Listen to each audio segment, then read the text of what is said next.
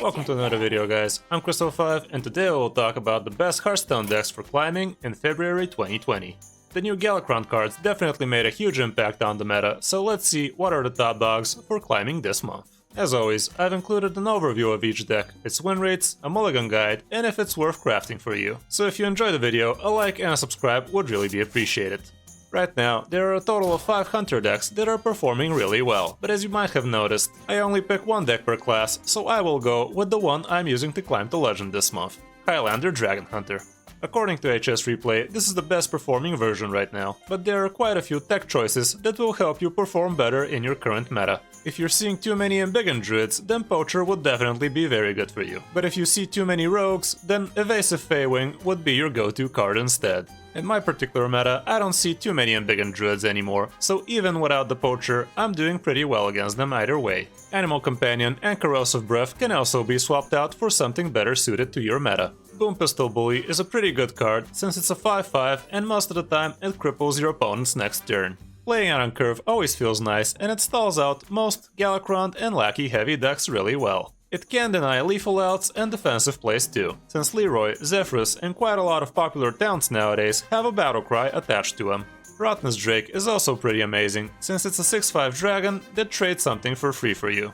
Even just playing it on curve against a Lackey feels good, but killing a fat taunt with it is the dream.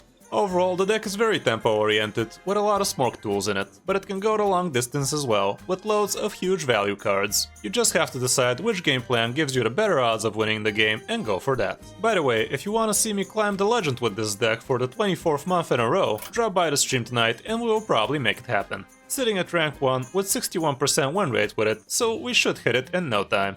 Here are the win rates. Nothing too polarized, but you will be slightly unfavored against Quest Hunter and Mech Paladin. Everything else will have the odds on your side, so it should be an easy climb. For the mulligan, Face Stalker, Zephyrus, your 1-drops and a Fairy Dragon will always be good keeps for you. Desert Spear and Ursatron are great keeps most of the time as well, and even Dino Tamer Bran can be a keep for you if you already have a 1 or a 2-drop, just because he is such a huge bomb on turn 7 or turn 6. It really depends on the matchup what you keep, so choose wisely.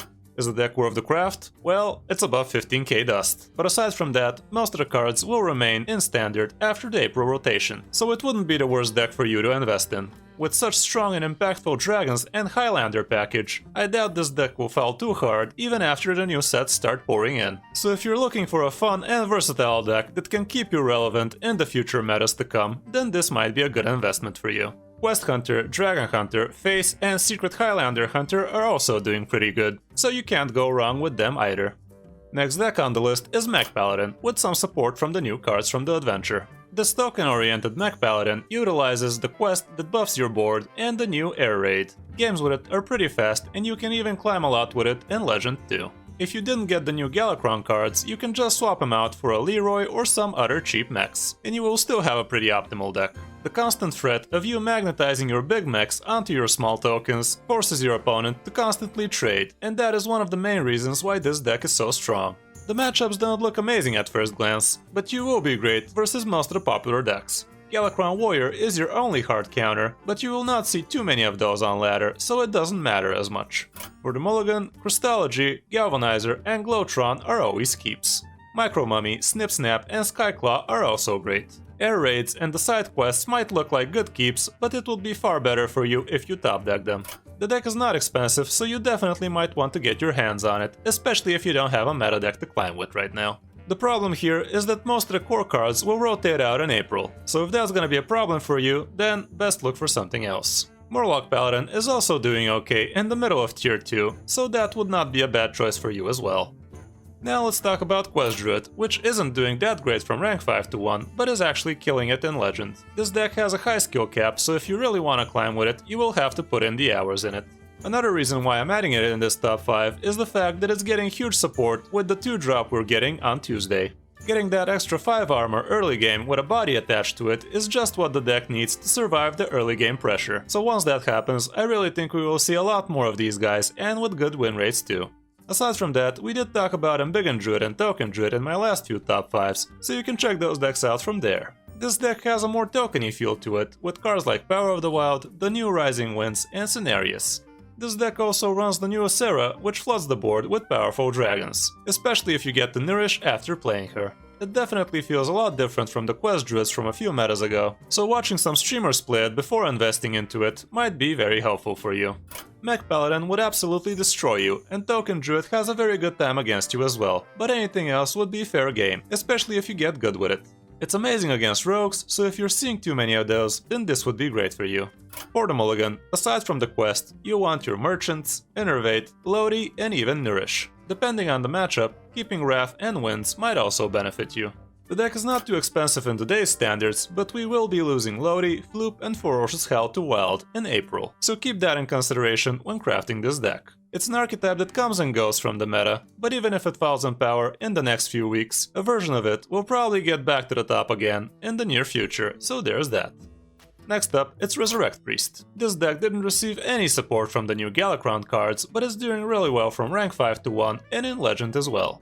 It's really awkward to play against it, and it has a ton of control tools for the board as well. You can never be sure what the right play would be for you, since it could deal with small wide boards, big boards, and big single target units.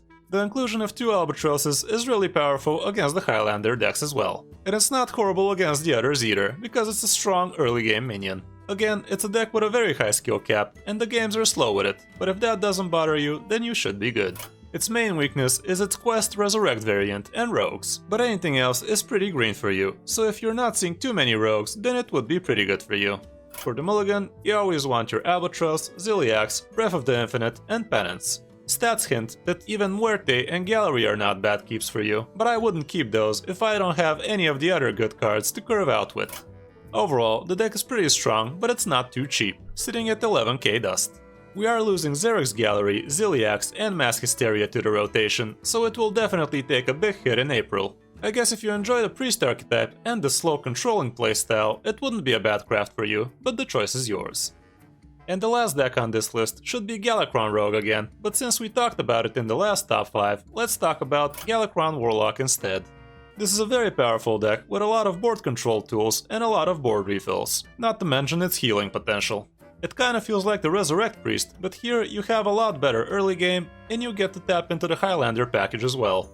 Again, you also have Albatrosses, so you can keep those Highlander decks at bay. It has a good burst potential and you can take a lot of wins by surprise with Alex. Invoking 4 times, even before turn 7, usually is not a problem for you, since you run 6 invoke cards and drawing cards is rarely a problem. It takes some time getting used to this deck, but once you get the hang of it, you should be climbing in no time.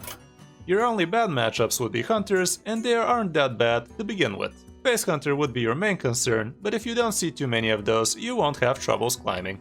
For the Mulligan, you want your invoke cards and Albatross. Depending on the matchup, you can also keep Dark Skies, Mortal Coil, or Plague as well. Snip Snap can also be good for your early game.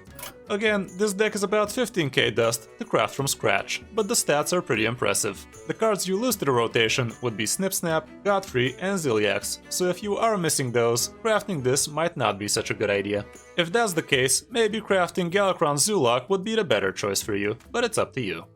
So I think that about wraps it up for this top 5, guys. Hope this video helps you climb some ranks, and if it did, a like and a subscribe would really be appreciated. Hope to see you on tonight's stream as well. Thanks for watching, I'm Kris05, and I'll see you in my next video.